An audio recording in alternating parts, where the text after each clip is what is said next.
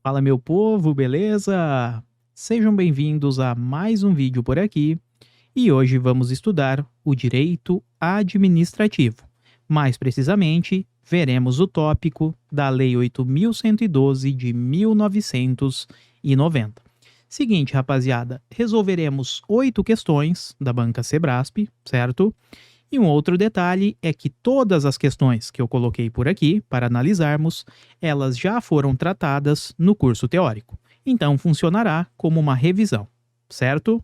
Bacana? Então é isso. Antes de começar, recado clássico, né? Para fortalecer a firma, já deixa o like no vídeo, se inscreva no canal se ainda não for inscrito, que desta forma você está contribuindo demais. Então, bora que bora, partimos. Questão de número 1, Banca Sebrasp. No que diz respeito ao direito administrativo, julgue o item a seguir. O candidato aprovado em concurso público iniciará o desempenho das atribuições do respectivo cargo público imediatamente depois de ser nomeado e empossado nele. Pessoal, pausem o vídeo e voltamos em 5 segundos. E o gabarito por aqui, muito cuidado, pessoal, é o erro. Então vamos registrar aqui, ó. Este item está errado. No curso teórico, falamos que aquele aprovado em concurso público, aqui ó, concurso público, ele será nomeado no Diário Oficial. A partir da nomeação, aqui ele ainda não é servidor, tá? A partir da nomeação, ele terá 30 dias para tomar posse, para ser realmente investido no cargo.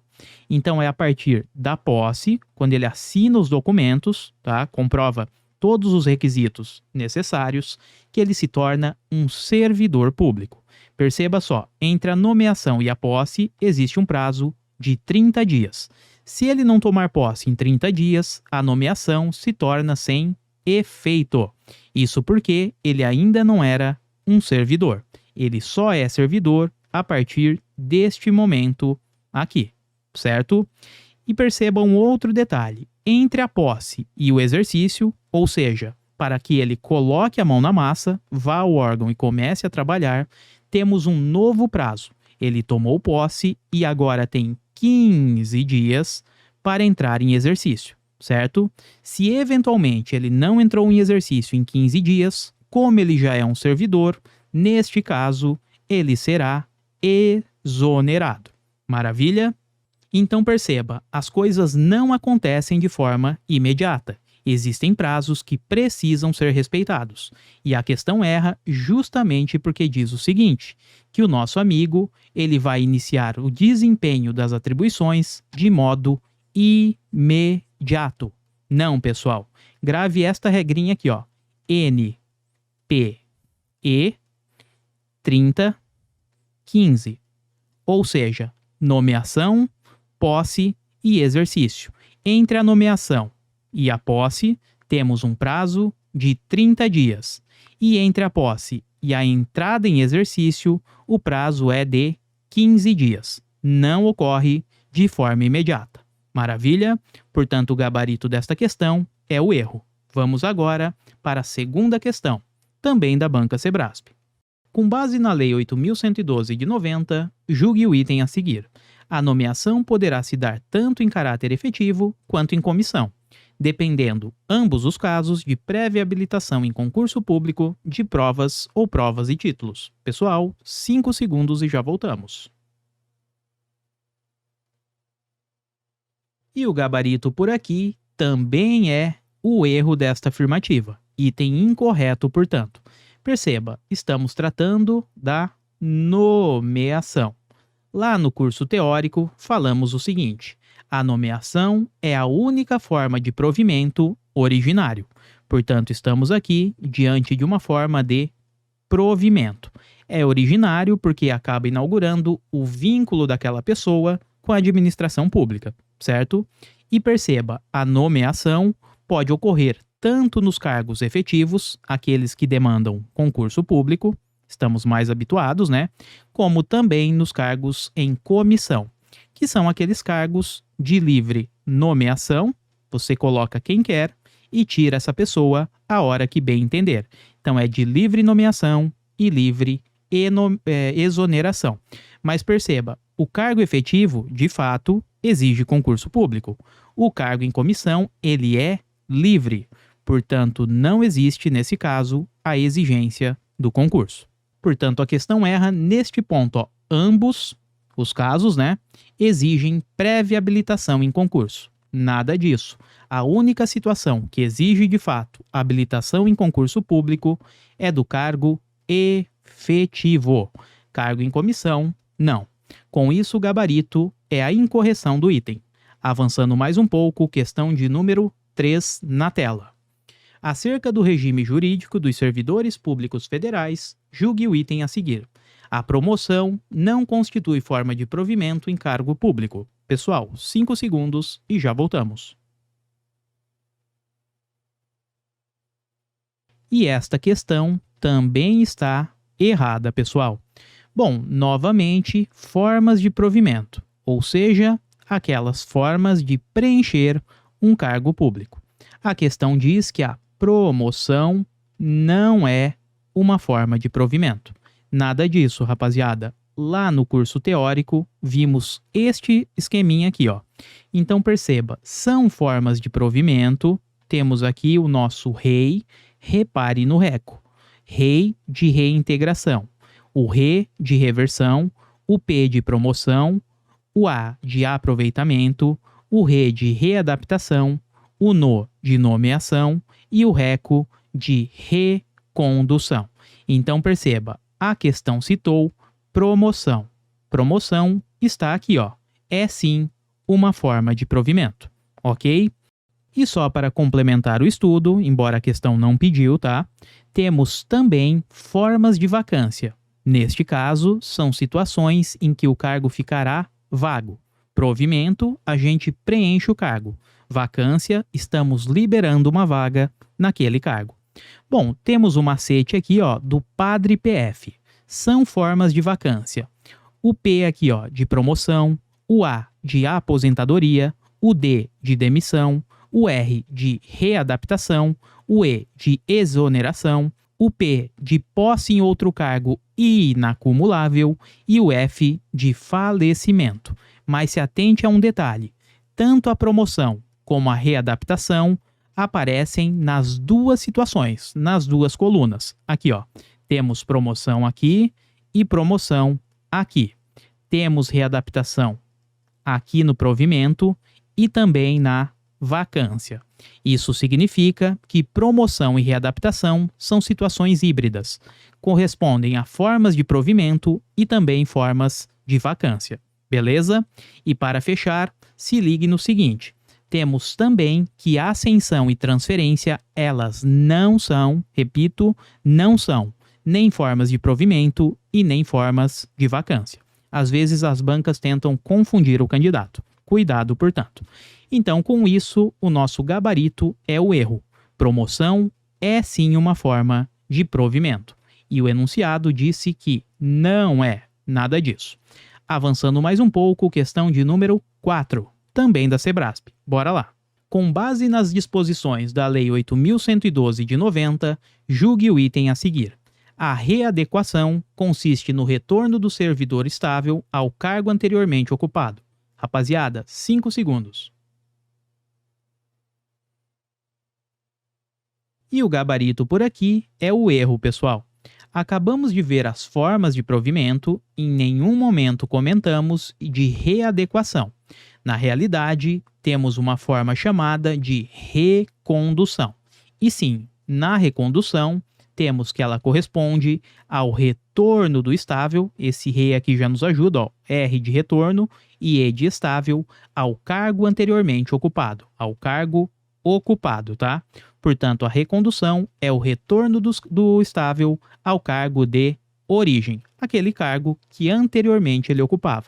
Algumas situações para que isso ocorra. Primeira, inabilitação em estágio probatório. Então, ele não foi aprovado no estágio probatório, mas já era estável no serviço público.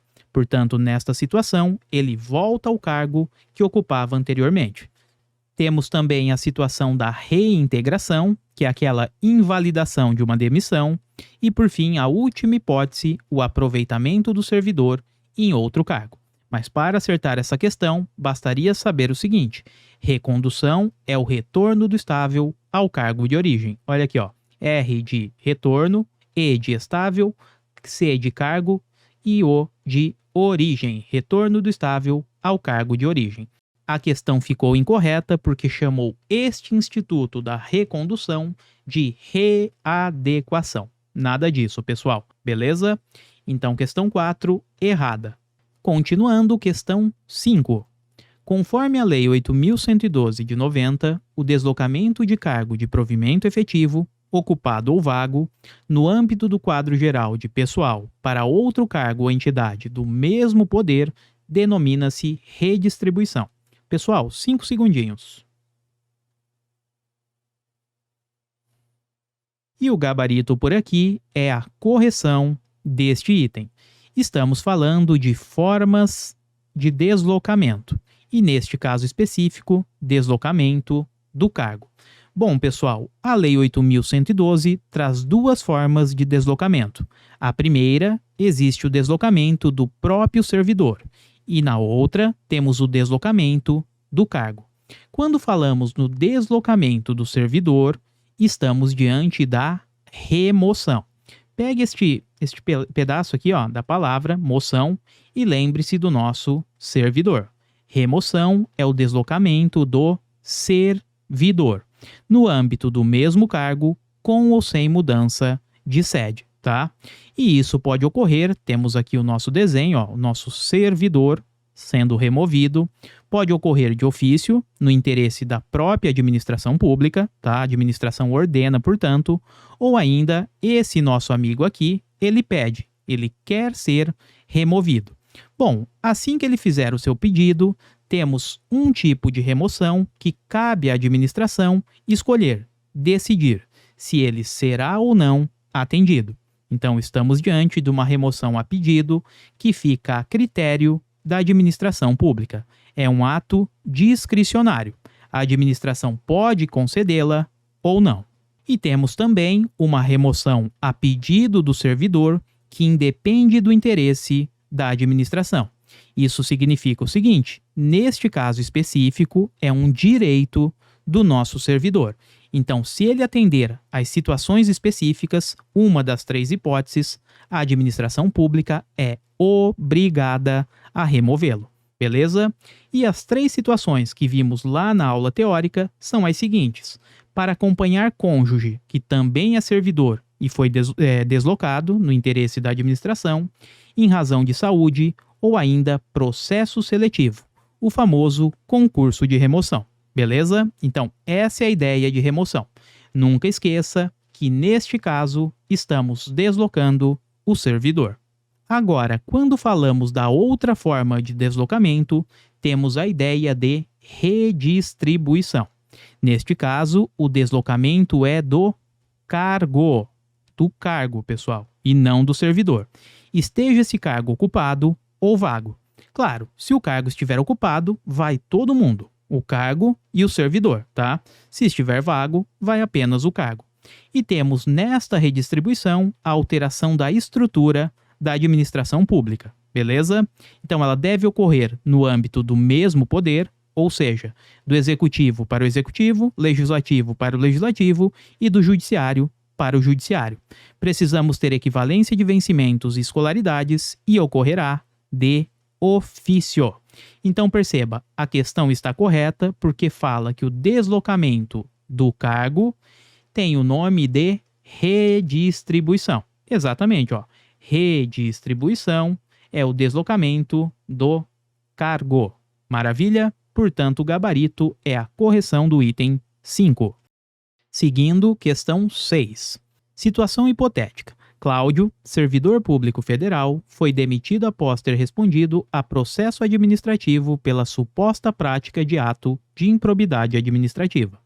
Inconformado, Cláudio ingressou com ação judicial e conseguiu anular a demissão, tendo sido reinvestido no cargo. Assertiva. Nesse caso, a reinvestidura de Cláudio no cargo público se dará por meio da reversão. Pessoal, 5 segundos. E o gabarito por aqui é o erro. Vamos às palavras mágicas. Primeiro, o nosso amigo foi demitido. Ele ingressou com uma ação e, mais importante do que isso, é aqui, ó. Ele conseguiu anular a demissão. Então, tivemos a anulação de sua demissão, a invalidação daquela decisão judicial. Vimos lá nas formas de provimento um instituto chamado de reintegração. Neste instituto, temos o seguinte: o servidor, ele foi demitido, mas consegue, ou na via judicial ou administrativa, a invalidação daquela decisão. Então, perceba, reintegração, aqui ó, reintegração, temos a invalidação de uma decisão, ok? Então, o nosso camarada que havia sido demitido, ele ingressou na justiça ou até mesmo na via administrativa e conseguiu invalidar aquela decisão. Então, com isso, pessoal, assim que ele consegue invalidar essa decisão, anular a decisão, automaticamente retornará ao cargo de origem, ou aquele cargo decorrente de sua transformação, tá? Mas a consequência imediata é o seu retorno. Inclusive, ele terá direito às vantagens que aquela categoria, as pessoas que ocupam aquele cargo, conquistaram no seu período de afastamento. Beleza? Então, nesse caso, pessoal, o item está errado porque trocou o nome dos institutos. Utilizou reversão, quando na realidade é reintegração. Quando falamos em reversão, que é o que a questão comentou, né? É o erro da questão, temos que é o retorno também do servidor, mas que está aposentado. Então, perceba, este V aqui, ó, de reversão, vamos lembrar de velhinho, tá?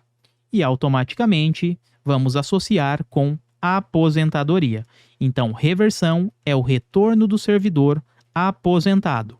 Já a reintegração é o retorno do servidor estável após a invalidação de sua demissão. Repetindo, na via administrativa ou ainda judicial. Beleza? Então, com isso, este item está incorreto. Vamos agora para a próxima questão de número 7. O servidor que for nomeado para cargo de provimento efetivo será submetido, após entrar em exercício, a estágio probatório de 3 anos, no qual será avaliado com base na assiduidade, disciplina, capacidade de iniciativa, produtividade e responsabilidade. Galera, 5 segundos e já voltamos. E o gabarito por aqui é a correção deste item. Linha do tempo, temos o seguinte: o servidor, ele faz o concurso público para um cargo efetivo, é aprovado, tá? E teremos ali o seu nome publicado no Diário Oficial. Portanto, nasce a ideia de nomeação, tá? Com essa nomeação, o nosso servidor precisa tomar posse, ou seja, integrar definitivamente o quadro da administração pública, os quadros da administração. E para isso, ele possui um prazo de 30 dias. Entre a nomeação e a posse, temos 30 dias, certo? Se ele não tomar posse, como ainda não é servidor, neste intervalo aqui, ó, então ocorre que a nomeação ela será tornada sem efeito. Cuidado que não ocorre neste momento a exoneração. O nosso servidor tomou posse. Bom, bacana, legal. Agora ele precisa entrar em exercício. Temos aqui um novo prazo. Este prazo é de até 15 dias. Então não ocorre de modo imediato. Temos até 15 dias. Se neste intervalo, perceba, agora o nosso camarada, ele já é um servidor. Ele foi investido com os poderes da administração. Portanto, nesta situação, se ele não entrou em exercício após a posse, teremos a sua exoneração, ok? Neste caso, ele já é servidor, então ocorre a exoneração. Bom, mas vamos imaginar que todas as etapas foram cumpridas. Nosso amigo foi nomeado, tomou posse no prazo e também entrou em exercício. Então aqui está o camarada trabalhando. Ele quer agora uma garantia, uma estabilidade. Bom, temos o seguinte: assim que ele entra em exercício, começa a correr o seu estágio probatório, aquele período de avaliação que a administração vai analisar se este camarada está apto ou não para continuar no serviço público, tá? Este estágio probatório tem uma duração de 3 anos e só após este prazo de 3 anos ele terá então a tão sonhada estabilidade. E atenção, durante este período de 3 anos, alguns requisitos serão avaliados. São eles, pessoal: produtividade, assiduidade, disciplina, responsabilidade e iniciativa também. Portanto, nosso servidor, para que passe no estágio probatório e seja efetivamente um estável, ele precisa se comportar como um padre, ter produtividade, assiduidade, disciplina, responsabilidade e também iniciativa.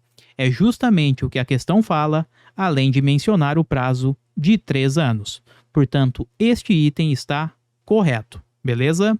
Vamos agora para a nossa última questão, também da banca Sebrasp.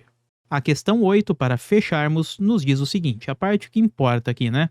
A posse no serviço público ocorrerá no prazo máximo de 15 dias, contados da publicação do ato de provimento. Pessoal, 5 segundos e já voltamos.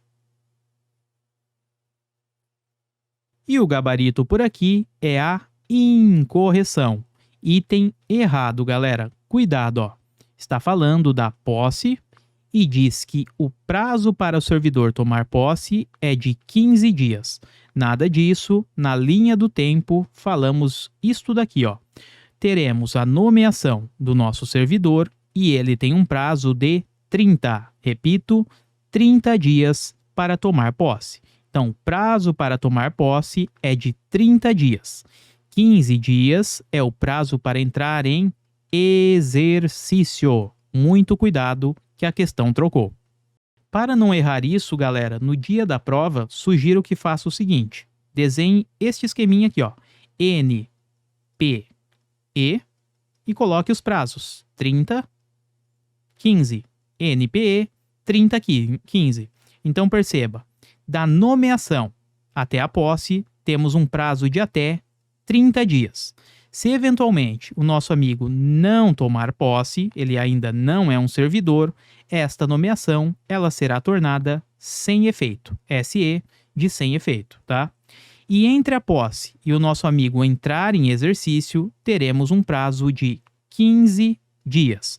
Mas perceba, com a posse, aquele camarada, ele se torna um servidor público. Ele é investido nos quadros da administração. Portanto, se este prazo de 30 dias não for observado, o nosso camarada, que agora é um servidor, será exonerado. Beleza? Então, sempre fique atento a isso. NPE 3015. Assim, o gabarito deste item está incorreto, porque a posse ocorrerá num prazo máximo de 30 e não 15 dias. Maravilha? Bom, pessoal, então é isso. Assim resolvemos 8 questões da banca Sebrasp e conseguimos revisar bastante conteúdo por aqui. Eu espero que vocês tenham curtido o vídeo e em breve voltaremos com novos conteúdos. Desejo a vocês bons estudos, fiquem todos com Deus e até a próxima. Valeu, pessoal, e eu fui!